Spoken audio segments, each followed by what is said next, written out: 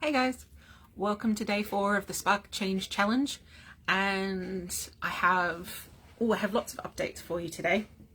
So for those who didn't see the post in the Therapeutic Tools of the Trade Facebook group today, the question is, did I manage to get to bed any earlier this morning? My aim was to go for 2 a.m. and I'll answer that at the end of the video for those who haven't already seen the post in the Facebook group. But welcome to Relationships and Connection. And what I like about this one is it's emphasizing the importance of excuse me, it's emphasizing the importance of maintaining and nurturing the relationships that we already have. You know, I'm not going to be advocating to go out and join a hobby group and learn a whole new skill just so you can make some new friends in woodcrafting or something rather like that, unless that's something that you're really into and want to do anyway. But it's more about paying attention to, paying attention to the relationships that you already have, and that's what I'm discovering is, so far, again, we're 4 days in, so we'll see how this is going at the end of the month, but so far it's the paying attention bit, which should come as no surprise to anyone who is as big an advocate of mindfulness as I am. But the paying attention to these things each day, focusing in, prioritizing these things each day is actually, I think, just having the biggest impact. Noticing the things that I was already doing and just wasn't even consciously aware of. But when we get to talking about sleep in particular, and the difficulties that I have been having with that up until now, this will make a little bit more sense. But I really want to emphasize how important it is to just make it a conscious practice to notice the safety and boundaries that you already have in place for yourself, the physical care and the health related stuff that you already do for yourself, the achievements, the accomplishments that you're already making, but consciously pay some attention, you know, whether that's with sort of a journal or intention guide or whatever it is, but actually stopping and going, no, you know what, this was what I did today that was leading me towards those self-care changes, that was focused on looking after myself professionally, personally, whatever it might be. Hey Beck, nice to see you. So what do I mean by that? What I mean by that is what I'm going to be doing this evening, for example, is normally by the end of the week, most people are fairly tired, and the idea of, you know, sitting on the couch watching some TV, maybe ordering some takeout, that's kind of as exciting as most of us want to get. If you're in this profession, the idea of sitting down and having a deep and meaningful with someone after a week of doing that with clients can feel a little much. But for example, what I have planned for after this video is my husband and I are total nerds when it comes to board games and such, and we're a little obsessed with Yahtzee. So we invested in like a $20 fancy mat or setup for the Yahtzee, so that, you know, when you roll the dice, they don't just go all over the table and that sort of stuff. You've got a fancy little velvet padded dice mat, and we can feel a bit special when we're playing our games of Yahtzee. That's one thing that you can do towards relationships and connections. You know, take something that's meaningful between you and whoever you're wanting to connect with, or the relationship, and turn it into something a little bit special. Not massively, like seriously, this was $20 on Amazon, and it's just going to be a nice little reminder of something that connects the two of us, and something that honestly I've been looking forward to playing all day now, because I really want to try out the new mat. It might be something like one of my friends is going away shortly, and I can't say too much because she may be watching this video later, but I've got something in mind to you know, to help her or to make life a bit easier for her on the trip. And I'm enjoying thinking about her and thinking about our relationship while I'm preparing the little surprise. And I hope that when I give her this little surprise, which is, you know, it's not a gift, I'm not spending any money or anything like that. I've just been spending a little time to focus on that relationship and that connection, and to create something that I can share with her that I hope will make the travel a little bit easy, because she's someone who doesn't particularly like traveling. So this is what I mean. It's not about making big, wide sweeping changes. It's paying attention to what's already there and prioritizing it. It might be something like, upping your board game, or it might be having 5 minutes, 10 minutes where you put your phones down and just talk to the person that you're living with, or scheduling in a time to play a board game or watch a favorite movie together or something like that, but consciously saying, this is what I'm spending this time doing. Having connections to a community like this, like in the Tools of the Trade Facebook group, can be another way to enhance that feeling of connectedness, particularly if you're working solo. It's really nice, I think, to have a community where you can feel safe to ask questions, and safe to express what's working well for you, what's not working well for you. And I would encourage you to make use of this group in that way. The people in this group are here all for the same reasons. It's because they recognise that the mental load of being a therapist is a lot, and they want to make that a little bit easier. So there's a lot that this community has in common already. And I think if we can highlight that in some new and interesting ways, that would be amazing.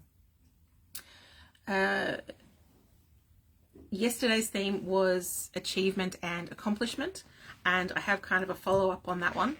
So I suppose while I was still in the headspace of achievement and accomplishment as well, and it's not like, for the purposes of the challenge, I'm kind of picking one letter from Sparks every day and focusing in on that, but I'm not forgetting the other letters either.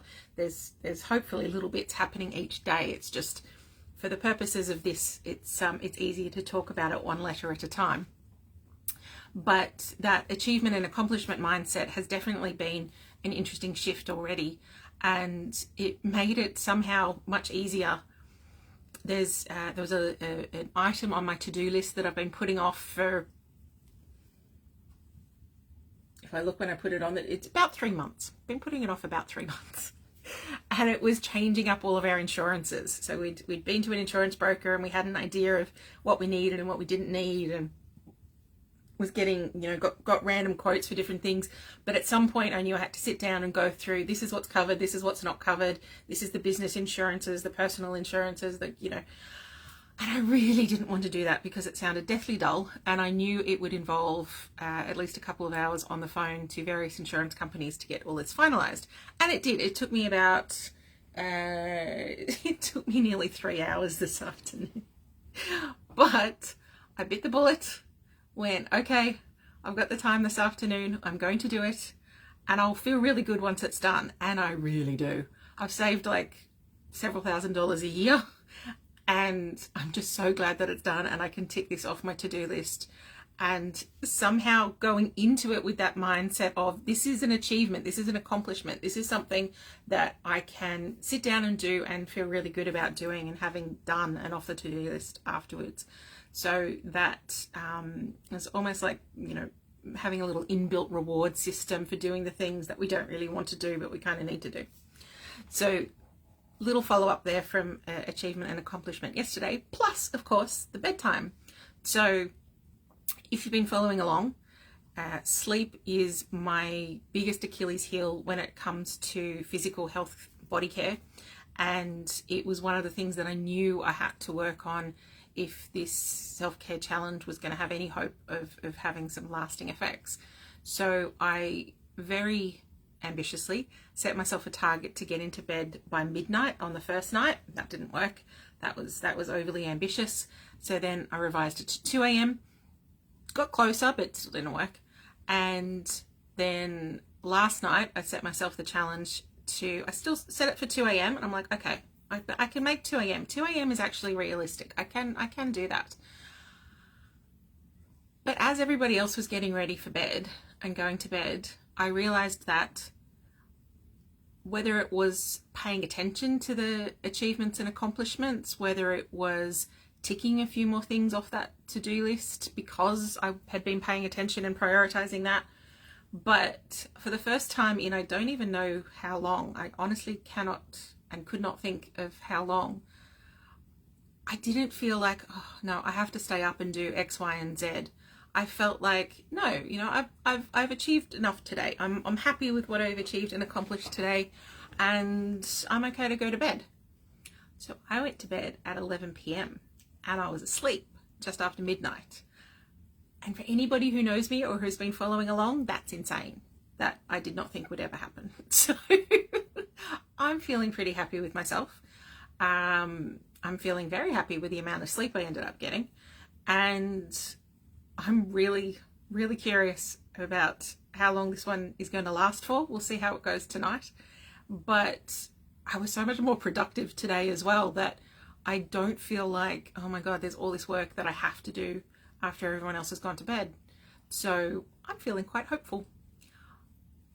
So for the end of the first week of the challenge, I'm pretty happy with the way things are going.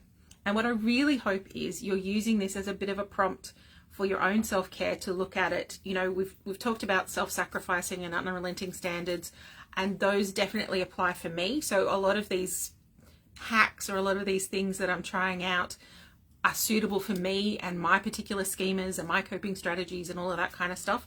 That might not be for you. You know, we talked about all or nothing thinking last night, which a few people did say, you know, yeah, that was them as well. But if that's not you, if you're someone who does need to go all in, then, and it's not a coping strategy, you're actually just someone who likes to go big or go home for, you know, healthy, well-adjusted reasons, then go for it. You know, the specific hacks or examples that I'm talking about might not be right for you, but I just want you thinking about, how can I add more of this into my life? How can I make this a daily conscious practice that sounds weird, like a daily unconscious conscious practice, because we don't want to add anything extra necessarily into what you're already doing, but we want to pay attention to and change the priorities, change the focus of what you're spending your time doing. And hopefully that's what's coming across this week. If I'm doing these videos and you're sitting there going, well, duh, like who doesn't know that, then let me know. Maybe this is stuff that people figured out a long time ago, but then share what you figured out, share what has been working for you or what does work for you. You know, Kim mentioned yesterday when we were talking about the bedtime stuff that she finds it useful to set a bedtime alarm to just remind her to actually go to bed and not get caught up in the bits and pieces that she's doing at home. What's worked for you? I would love to hear how you're going and how you're feeling at the end of this first week of the Spark Change Challenge. And I look forward to talking to you again on Monday, because I'm not working on the weekend. And we'll be up to kindness and nurturance, which is a whole other challenge in itself. But I look forward to seeing how I find it and hearing how you guys are going with the whole thing. All right. Have a fabulous weekend, and I'll see you next week.